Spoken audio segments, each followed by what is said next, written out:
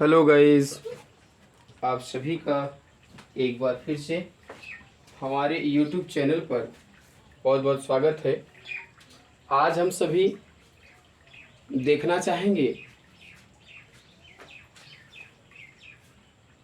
आज हम सब एक नई वीडियो लेकर के आए हैं, active voice into passive voice, how to change active voice into passive voice. तो सबसे पहले मुद्दा है यहाँ पर कि हम सभी 3 वीडियो पहले से प्रोवाइड कर चुके हैं। आज हम सभी सीखेंगे simple past tense. Simple past tense को किस प्रकार से हम एक्टिव से पैसिव वॉइस में बदलते हैं। तो सबसे याद रखना होगा कि सिंपल पास्ट में हमेशा वर्ब का सेकेंड फॉर्म आता है, तो उसे पैसिव वॉइस में बदलने के लिए subject plus was verb plus V3 plus by plus other word का प्रयोग करते हैं, ऑब्जेक्ट का प्रयोग करते हैं माय डियर स्टूडेंट। ऑब्जेक्ट मतलब एजेंट। तो ध्यान रखना होगा कि हमने एग्जांपल दिया कि सी सा शीन, तो सबसे पहले यहाँ पर ऑब्जेक्ट क्या है, सीन है। तो सीन को आप सबसे पहले पैसिव वॉइस का सब्जेक्ट बना लेंगे। सीन वाज सीन, सा का थर्ड फॉर्म सीन हो जाता है, तो seen was seen by her, seen was seen by her. इस प्रकार से आपको एक्टिव से पैसिव वॉइस में कन्वर्ट करना पड़ेगा। चलिए, I bought a new book yesterday. तो सबसे पहले ध्यान रखना होगा कि अ न्यू बुक आपका पैसिव वॉइस का सब्जेक्ट बन जाएगा। तो आपको क्या लिखना होगा, a new book, a new book was, a new book was bought by bought bought. Bought का सेकेंड व थर्ड फॉर्म एक ही होता है, बॉट यस्टरडे बाई मी या बाई मी यस्टरडे, ऐसा भी हम लिख सकते हैं। मतलब कि हम दोनों तरीके से हम यहाँ पर एक्टिव से पैसिव में बनाने का प्रयास कर सकते हैं। माय डियर स्टूडेंट, याद रखना होगा कि सबसे पहले यहाँ पर आपको आगे चलते हैं। अब देखते हैं निगेटिव सेंटेंस का क्या कॉन्सेप्ट होता है my dear student. Negative sentence का कॉन्सेप्ट क्या होगा, इसको देखने का प्रयास करते हैं। सबसे पहला यहाँ पर याद रखना होगा कि अगर हमारा सेंटेंस निगेटिव है तो आपको याद रखना होगा पैसिव वॉइस में बदलते समय उसका कॉन्सेप्ट चेंज हो जाएगा मेरे प्यारे स्टूडेंट। यानी कि सब्जेक्ट प्लस वाज वर्ब के बाद आप नॉट का प्रयोग कर देंगे। Subject plus was verb plus not plus verb के थर्ड फॉर्म। यानी हमने याद रखना होगा कि पैसिव वॉइस में जब ध्यान देना होगा कि जब किसी भी कोई भी हेल्पिंग वर्ब हो, अगर वर्ब का थर्ड फॉर्म लगा है तो वह सेंटेंस ऑलवेज पैसिव वॉइस बोला जाता है माय डियर स्टूडेंट। तो याद रखना होगा कि मैंने लिखा Ram did not help Sohan, Ram did not help, Ram did not help Sohan yesterday. Ram did not help Sohan yesterday. अब याद रखना, राम ने एस्टरडे मैंने मतलब राम ने सोहन का कल मदद नहीं की। तो यहाँ पर याद रखना होगा सबसे पहले पैसिव वॉइस बनाते समय सोहन यहाँ पर पैसिव वॉइस का सब्जेक्ट बन जाएगा। और अब क्या बनाएंगे कि आप लिखेंगे Sohan was not helped, Sohan was not helped, Sohan was not helped yesterday by Ram, yesterday by Ram। इस प्रकार से आप एक्टिव से पैसिव वॉइस में कन्वर्ट कर सकते हैं। अब मैंने लिखा यहाँ पर दूसरा एग्जाम्पल, मैंने लिखा कि दूसरा एग्जाम्पल हमने लिखा यहाँ पर। सबसे पहले याद रखना होगा, हमने लिखा we did not open the door of this house, we did not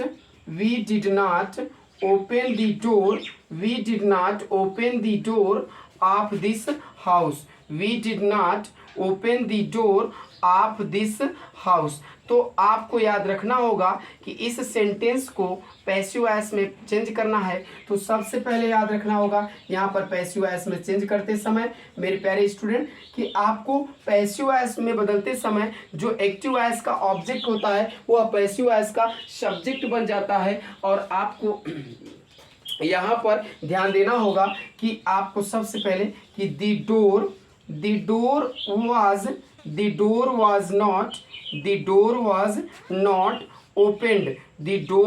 not opened, है ना, of this house, याद रखना होगा, of this house by by us, we का ऑब्जेक्टिव केस क्या होता है, अस होता है। तो आई होप दैट इस तरह से आप एक्टिव से पैसिव वॉइस में चेंज करेंगे माय डियर स्टूडेंट। आगे चलता हूं, अब देखता हूं इंट्रोगेटिव का किस प्रकार से, इंट्रोगेटिव का अगर वाक्य आ जाए तो उसको पैसिव वॉइस में किस प्रकार से चेंज करते हैं उसको ध्यान देते हैं। अब यहाँ पर याद रखिएगा कि एक्टिव से पैसिव में बदलने के लिए सबसे पहले यहाँ पर ध्यान देना होगा कि सबसे पहले यहाँ पर ध्यान दे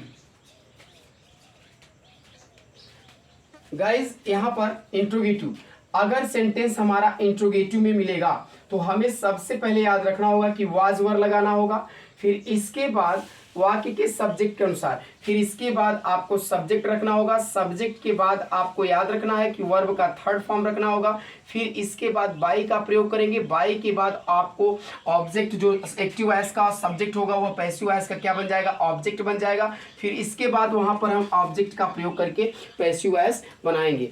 अब ध्यान से समझना है यहाँ पर कि सबसे पहले हमें यहाँ पर देखिए did you call him, did you call him, यहाँ पर पहला है कि did you call him, did you call him, क्या आपने उसे बुलाया। तो यहाँ पर पैसिव वॉइस में चेंज करते समय ध्यान देना होगा कि ये जो हिम है यहाँ पर पैसिव वॉइस का सब्जेक्ट बन जाएगा, तो इसके अनुसार आपको सहायक क्रिया का प्रयोग करना होगा। वाज हिम को यहाँ पर ही कर लेंगे, was he called by you, was he called by you.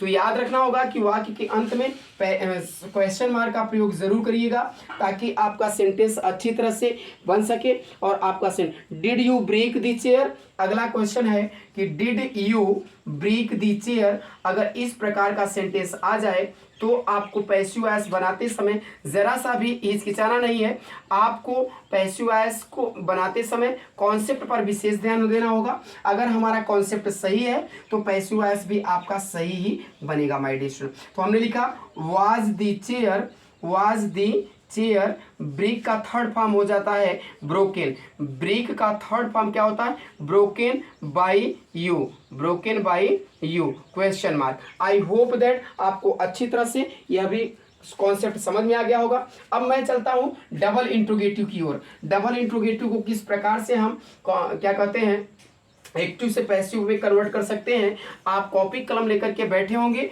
और इसको जरूर उतारने का प्रयास कर रहे होंगे मेरे प्यारे छात्रों। तो सबसे पहले अगर सेंटेंस WH में आएगा तो आपको कुछ नहीं करना है मेरे प्यारे छात्रों, WH को WH ही लिखेंगे। फिर इसके बाद आपको याद रखना होगा कि सेंटेंस का जब भी प्रयोग करेंगे why did you give him 50 rupees, आपको यहाँ पर क्वेश्चन आ गया कि why did you give him, why did you give him 50, why did you give him 50 rupees, आपको याद रखना होगा 50 रुपीज। अब यहाँ पर दो ऑब्जेक्ट एक साथ आ गए हैं, एक तो डायरेक्ट ऑब्जेक्ट है एक इनडायरेक्ट ऑब्जेक्ट है। तो अगर हम यहाँ पर ध्यान रखना होगा गाइस कि अगर हम इनडायरेक्ट ऑब्जेक्ट को सब्जेक्ट बनाते हैं तो ध्यान रखना होगा कि डायरेक्ट ऑब्जेक्ट से पहले यानी कि टू का प्रयोग नहीं किया जाता है। तो सबसे पहले हम लिखेंगे कि वाई वाज ही कर देंगे, इसके बाद गिव का थर्ड फॉर्म गिवन हो जाएगा, गिवन 50 रुपीज बाई यू। अब ध्यान देना होगा कि हम अगर डायरेक्ट ऑब्जेक्ट को सब्जेक्ट बनाते तो यहाँ पर हमको याद रखना होगा इनडायरेक्ट ऑब्जेक्ट को रखने से पहले हमें टू का प्रयोग करना पड़ता। एक और एग्जांपल देख लेते हैं। हमने लिखा why did Ram abuse you, why did Ram abuse you. I hope that आपको ये समझ में आ रहा होगा कि राम ने आपको गाली क्यों दिया। तो सबसे पहले आपको क्या करना होगा कि वाई वर, आपको यहाँ पर यू जो है सब्जेक्ट हो जाएगा, why were you abused by Ram, why were you abused by Ram. इस तरह से आपको एक्टिव से पैसिव में बदलने का प्रयास करना पड़ेगा। आई होप दैट आपको अच्छी तरह से समझ में आ गया होगा। कॉपी कलम लेकर के आप उतारने की कोशिश कर रहे होंगे। चलिए कुछ आपको देखने का प्रयास करते हैं कि कुछ ऐसे शब्द होते हैं जिनको पैसिव वॉइस में बदलते समय बेहद इंपॉर्टेंट होता है, जबकि मैंने पहले वीडियो में, दूसरे वीडियो में आपको दे चुका हूं और मैं यहाँ पर देने का फिर प्रयास करता हूं। अगर किसी सेंटेंस में हु आ जाए तो उसे पैसिव वॉइस में बदलते समय हु को बाई हुम में चेंज कर देते हैं मेरे प्यारे छात्रों। फिर इसके बाद सब्जेक्ट के मुताबिक आपको, सब्जेक्ट के अनुसार आपको वाज वर्ब का प्रयोग करना पड़ेगा। फिर याद रखना होगा कि यहाँ पर वर्ब का थर्ड फॉर्म, फिर अदर वर्ड, फिर यहाँ पर क्वेश्चन मार्क का प्रयोग करना पड़ेगा। जैसे हमने लिखा कि हु बीट यू, अब यहाँ पर ध्यान रखना होगा कि आपको किसने पीटा, तो आप यहाँ पर पैसिव वॉइस में ट्रांसलेट करते समय याद रखना होगा कि हु आ गया है तो इसको बाई हुम में चेंज कर देना पड़ेगा। किस में चेंज करना पड़ेगा? बाई हुम में। बाई हुम वर यू, बाई हुम वर यू बीटन कर देंगे। बीट का थर्ड फॉर्म क्या होगा? बीटन हो जाएगा। इसी तरह से अगर किसी सेंटेंस में हुम आया है तो हुम आ जाए तो उसको पैसिव वॉइस में बदलते समय हुम को हु में चेंज कर देते हैं। फिर इसके बाद वाज का प्रयोग करते हैं। फिर इसके बाद वर्ब का थर्ड फॉर्म लगाते हैं। फिर यहाँ पर आप बाई का प्रयोग करके आपको यहाँ पर other word plus question mark का प्रयोग करते हैं। अब ध्यान देना होगा गाइस, यहाँ पर सेंटेंस में सबसे पहले कि अगर किसी ने कहा कि हु स्टोल योर पेन, अब यहाँ पर ध्यान रखना होगा कि हुम, सॉरी यहाँ पर देना होगा कि हुम डिड यू टीच। अब यहाँ पर सेंटेंस आ गया कि होम डिड यू टीच, तुम किसको पढ़ाते थे। तो अब यहाँ पर याद रखना होगा कि होम डिड यू टीच आ गया, तो जब यहाँ पर होम आ गया तो इसको पैसिव वॉइस में बदलते समय होम को हु में चेंज कर देंगे। हु, अब यहाँ पर ध्यान समझना है कि क्या लिखेंगे, हु वाज टाट बाई यू, हु वाज टाट by you. I hope that आपको अच्छी तरह से समझ में आ गया होगा मेरे प्यारे छात्रों।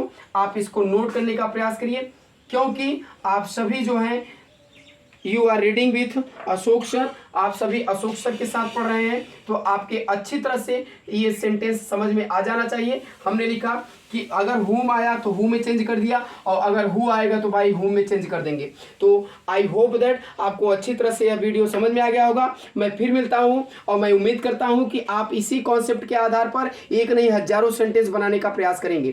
Thank you for watching my video, best of luck. और इस वीडियो को उन छात्रों तक जरूर प्रोवाइड करिए जो वर्ष 2024 में बोर्ड एग्जाम देने जा रहे हैं और जो बोर्ड परीक्षा की या कॉम्पिटिटिव एग्जाम की तैयारी कर रहे हैं, उनके लिए यह वीडियो बेहद इंपॉर्टेंट है। Thank you for watching my video, best of luck.